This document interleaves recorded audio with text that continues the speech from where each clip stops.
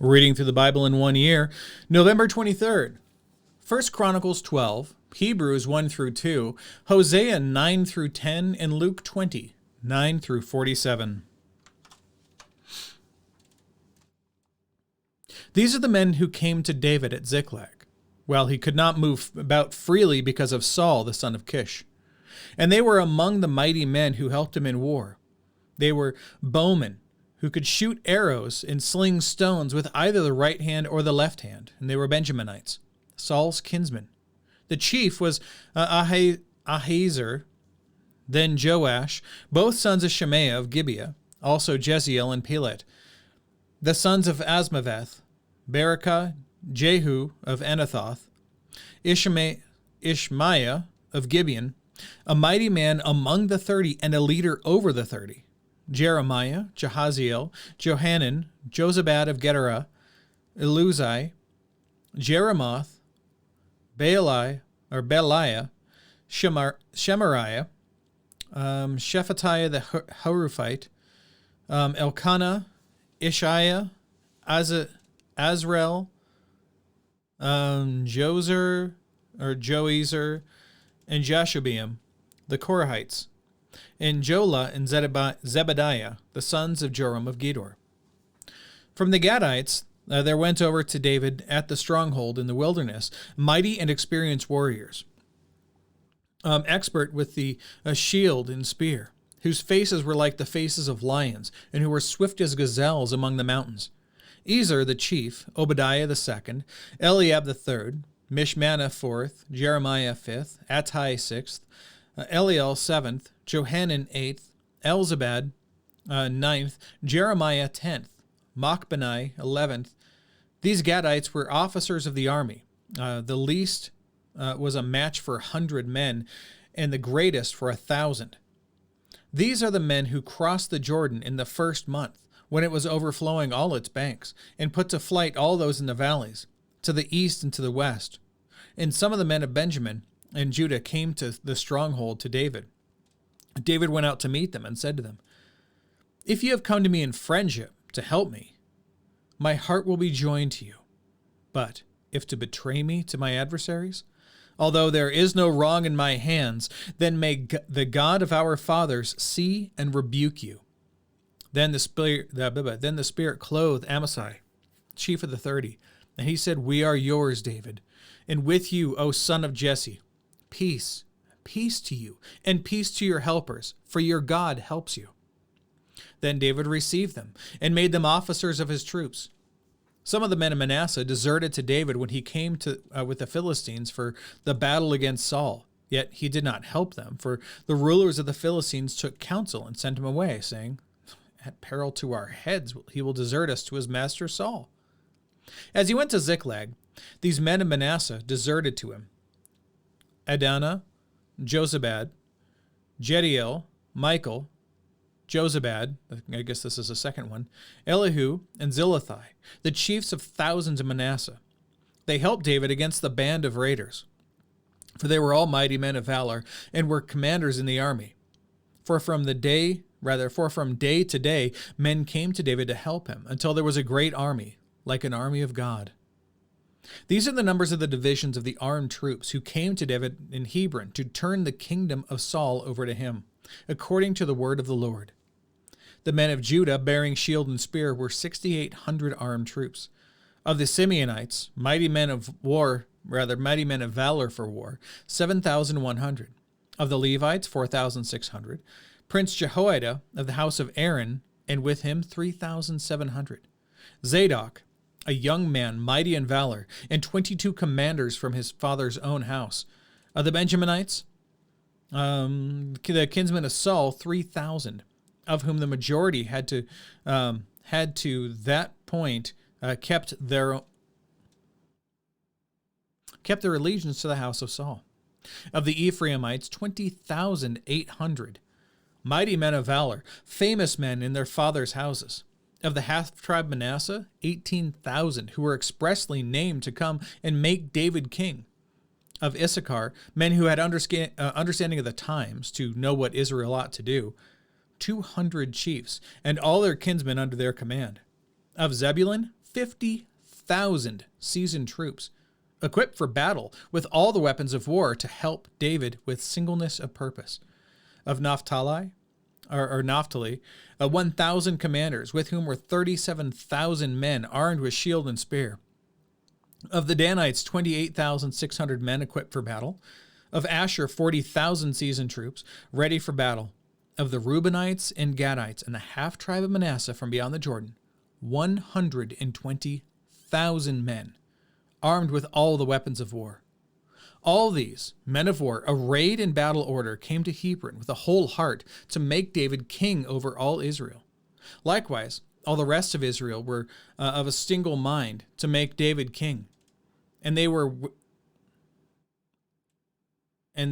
there with David, for 3 days, eating and drinking, for their brothers had made preparation for them, and also their relatives, from as far as Issachar and Zebulun and Naphtali, came bringing food on donkeys and on camels and on mules and on oxen, abundant provisions of flour, cakes of figs, clusters of raisins, and wine and oil, oxen and sheep, for there was joy in Israel. Now, Hebrews 1 through 2, and as usual, as we're starting a new book, let's read the introduction. So the letter to the Hebrews was written to encourage Christians in a time of trial. It does so by focusing on the absolute supremacy and sufficiency of Jesus Christ.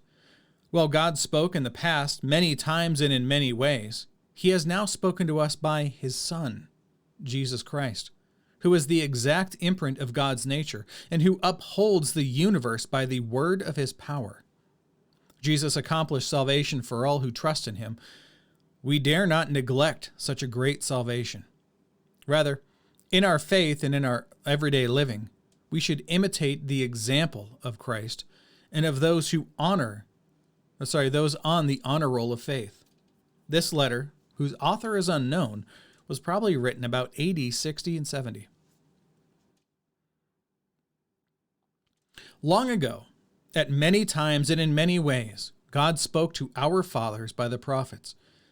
But in these days he has spoken to us by his Son, whom he appointed the heir of all things, through whom he also created the world.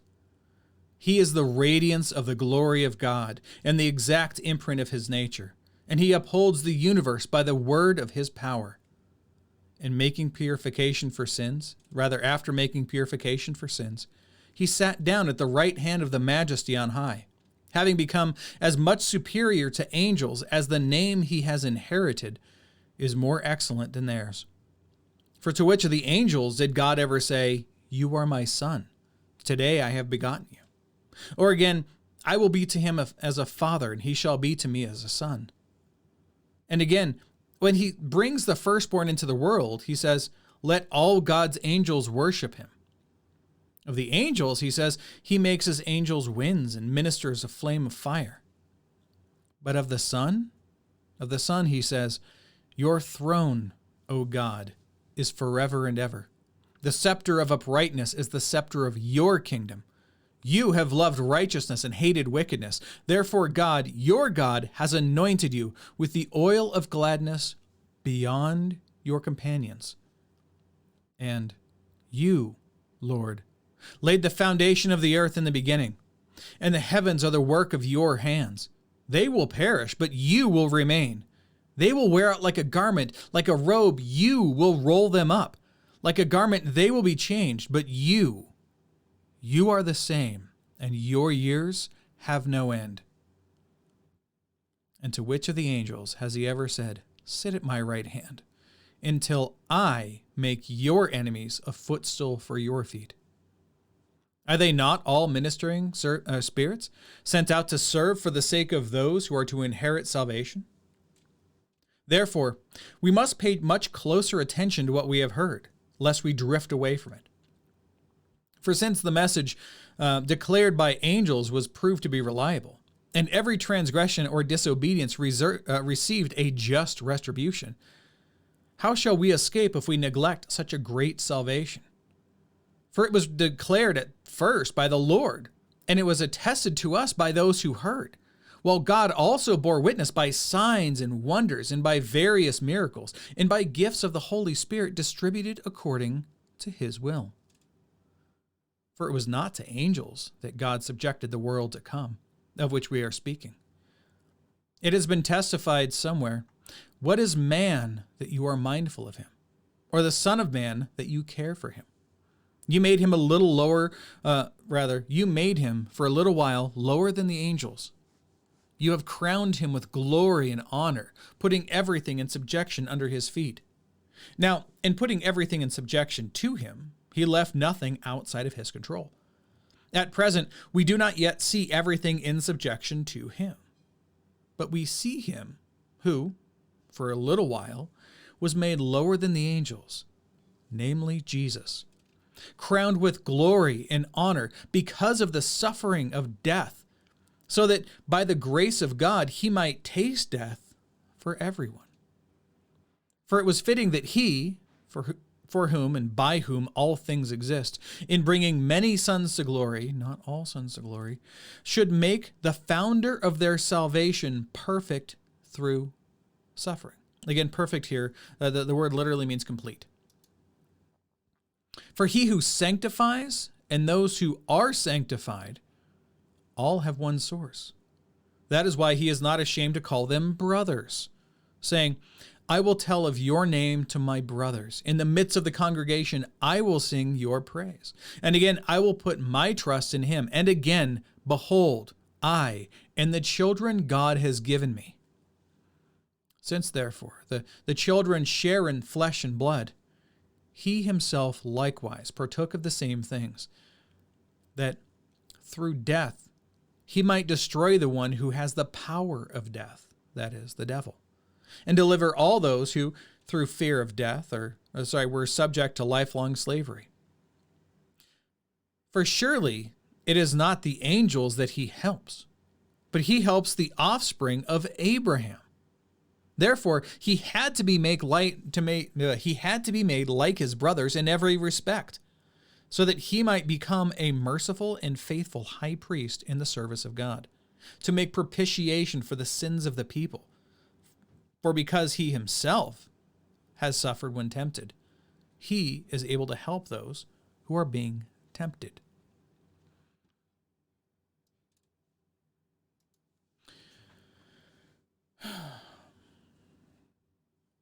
I have a whole thing that I wrote on the peccability of Christ, which is whether or not Jesus had the capability of sinning while on earth in his human form. Briefly, just lightly touching on this, Jesus had to have the capability of sinning so that he could be like us in all aspects. Because if not, if Jesus is merely incapable of sinning, if he is like a robot who never could have sinned, who it was never an option for him or a possibility, then his temptation was a false temptation, and it carried no weight. In the same way that a train driving straight down the tracks, because it's, bound to those tracks, it can't decide just at random that it's going to turn and go somewhere else without wrecking itself. And even then, it still can't, continue on that other track well. That's the point. All right, let's go on. So Hosea 9-10. The Lord will punish Israel. Rejoice not, O Israel. Exalt not like the peoples. For you have played the whore, forsaking your God. You have loved a prostitute's wages on all the threshing floors. Threshing floor and wine vat shall not feed them, and the new wine shall fail them. And they shall not remain in the land of the Lord, but Ephraim shall return to Egypt, and they shall eat unclean food in Assyria. They shall not pour drink offerings of wine to the Lord, and their sacrifices shall not please him. It shall be like mourner's bread to them. All who eat of it shall be defiled, for their bread shall be for their hunger only. It shall not come to the house of the Lord. What will you do on the day of the appointed festival, on the day of the feast of the Lord? For behold, they are all going away from destruction, but Egypt shall gather them. Memphis shall bury them. Nettles shall possess their precious things of silver. Thorns shall be in their tents. The days of punishment have come. The days of recompense have come. Israel shall know it. The prophet is a fool. The man of the Spirit is mad because of your great iniquity and your great hatred. The prophet is the watchman of Ephraim with my God. Yet a fowler's snare is on all his ways, and hatred in the house of his God. They have deeply corrupted themselves, as in the days of Gibeah, and he will remember their iniquity. He will punish their sins. Like grapes in the wilderness, I found Israel. Like the first fruit on the fig tree in its first season, I saw your fathers. But they came to Baal Peor and consecrated themselves to the thing of shame and became detestable, like the thing they loved. Ephraim's glory shall fly away like a bird. No birth, no pregnancy, no conception. Even if they bring up children, I will bereave them till none is left. Woe to them when I depart from them. Ephraim, as I have seen, was like a young palm planted in a meadow, but Ephraim must lead his children out to slaughter. Give them, O Lord. What will you give? Give them a miscarrying womb and dry breasts. Every evil of theirs is in Gilgal. There I began to hate them, because of the wickedness of their deeds. I will drive them out of my house, and I will love them no more. All their princes are rebels. Ephraim is stricken. Their root is dried up. They shall bear no fruit. Even though they give birth, I will put their beloved children to death. My God will reject them, because they have not listened to him. They shall be wanderers among the nations. Israel is a luxuriant vine that yields its fruit. The more his fruit increased, the more altars he built. As his country improved, he improved his pillars. Their heart is false. Now they must bear their guilt. The Lord will break down their altars and destroy their pillars. For now, they say, we have no king. For we do not fear the Lord, and a king, what could he do for us? They utter mere words. With empty oaths they make covenants. So judgment springs up like poisonous weeds in the furrows of the field. The inhabitants of Samaria tremble for the Kath of Bethaven. Its people mourn for it, and so do its idolatrous priests, those who rejoiced over it and over its glory, for it has departed from them. The thing itself shall be carried to Assyria as a tribute to the great king. Ephraim shall be put to shame, and Israel shall be ashamed of its idol. Samaria's king shall perish like a twig on the face of the waters. The high places of Avon, the sin of Israel, shall be destroyed. Thorn and thistle shall grow up on their altars. And they shall say to the mountains, cover us, and to the hills, fall on us. From the days of Gibeah, you have sinned, O Israel. There they have continued. Shall not the war against the unjust overtake them in Gibeah? When I please, I will discipline them, and nations shall be gathered against them when they are bound up for their double iniquity. Ephraim was a trained calf that loved to thresh, and I spared her fair neck. But I will put Ephraim to the yoke. Judah must plow. Jacob must harrow for himself. Sow for yourselves righteousness. Reap steadfast love. Break up your fallow ground, for it is the time to seek the Lord, that he may come and rain righteousness upon you. You have plowed iniquity. You have reaped injustice. You have eaten the fruit of lies, because you have trusted in your own way and in the multitude of your warriors. Therefore the tumult of war shall arise among your people, and all your fortresses shall be destroyed, as Shalman destroyed Beth Arbel on the day of battle. Mothers were dashed in pieces with their children. Thus it shall be done to you, O Bethel, because of your great evil. At dawn the king of Israel shall be utterly cut off. Now Luke 20, 9 through 47.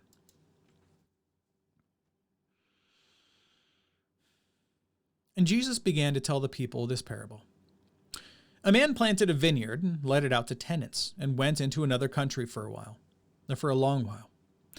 When the time came, he sent servants to the tenant so that they would give him some of the fruit of the vineyard, as was his due. It's his vineyard. But the tenants beat him and sent him away empty-handed. And he sent another servant, but they also beat and treated him shamefully and sent him away empty-handed. And he also sent a third. This one they wounded and cast out. Then the owner of the vineyard said, "What shall I do?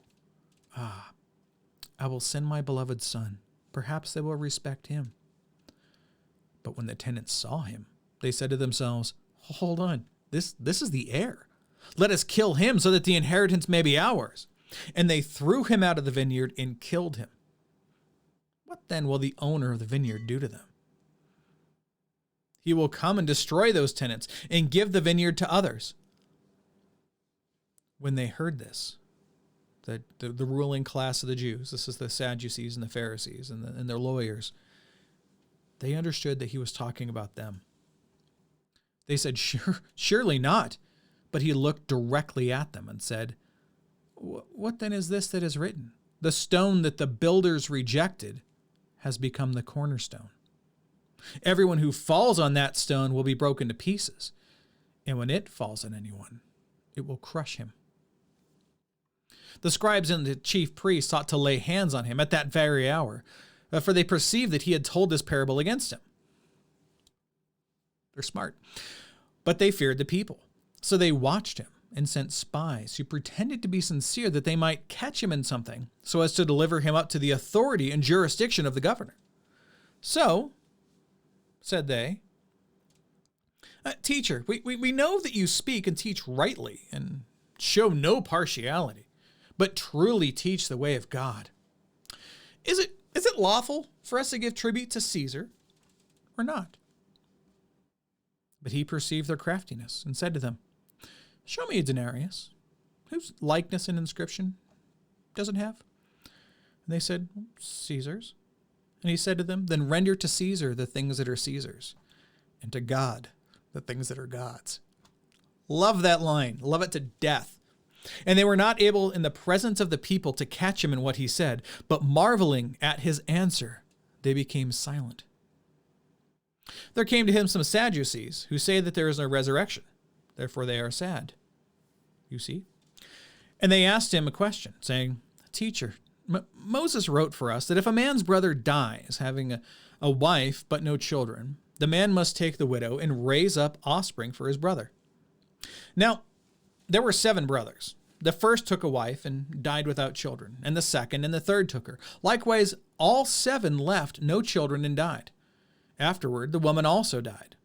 In the resurrection, therefore, whose wife will the woman be? For the 7 had her as a wife." And Jesus said to them, "The sons of this age marry and are given in marriage. But those who are considered worthy to attain to that age and to the resurrection from the dead neither marry nor are given in marriage. For they cannot die anymore, because they are equal to angels and are sons of God, being sons of the resurrection. But that the dead are raised, even Moses showed." So now he answered their question, basically saying, well, there is no marriage in the time to come, in heaven, basically. But now he's turning his attention against their misconception on the resurrection. But that the dead are raised, even Moses showed in the passage about the bush, where he calls the Lord the God of Abraham, the God of Isaac, and the God of Jacob. Now, he is not God of the dead, but of the living, for all live to him. And then some of the scribes answered, "Teacher, you have spoken well," for they no longer dared to ask him any question. But then he said to them, so now he's like, "All right, cool. You guys are done. You've asked all your questions. Cool. All right, here's a fun one. How can they say that the Christ is David's son? For David himself says in the book of the Psalms, 'The Lord said to my Lord, sit at my right hand until I make your enemies your footstool.' Thus David calls him Lord. So how is he his son?" And in the hearing of all the peoples, he said to the disciples, "Beware of the scribes, who like to walk around in long robes and love the greetings in the marketplaces and the best seats in all the synagogues and places of honor at feasts, who devour widows' houses and for a pretense make long prayers. They will receive the greater condemnation. Behold, the word of the Lord.